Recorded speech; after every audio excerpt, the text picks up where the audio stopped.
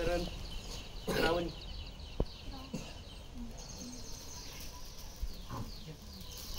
श्रेया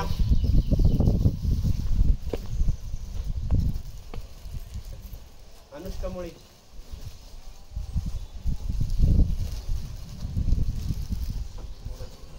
कौटी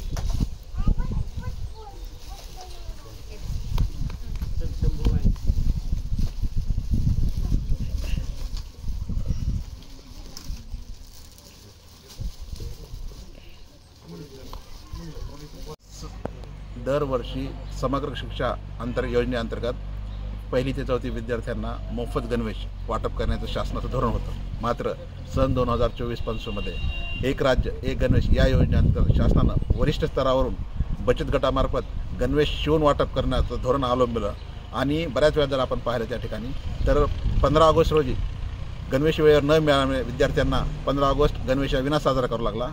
त्याच पद्धतीनं जर पाहिलं आपण संबंधित प्रकरणामध्ये आम्ही जिल्हाधिकारी बीड शिक्षणाधिकारी यांना लेखी तक्रार केली होती, आंदोलनाचा इशारा दिला होता.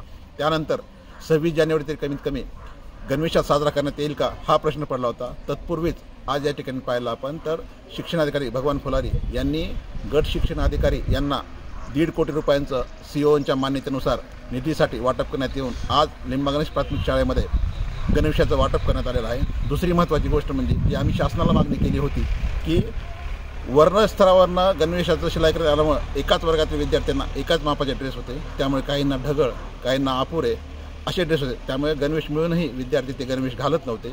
मात्र यावर्षी शासनानं पुन्हा पहिल्यासारखं जबाबदारी गणवेश वितरणाची शालेय व्यवस्थापन समितीला दिलेली आहे. त्यामुळे यावर्षीपासून विद्यार्थ्यांना योग्य मापाचे आणि चांगले ड्रेस मिळतील. त्याचबरोबर स्थानिक जे आहेत ड्रेस विक्रेते असतील, टेलर असतील किंवा शिलाई काम करणारे असतील त्यांनाही रोजगार मिळणार आहे. याबद्दल आम्ही समाधान व्यक्त केलं.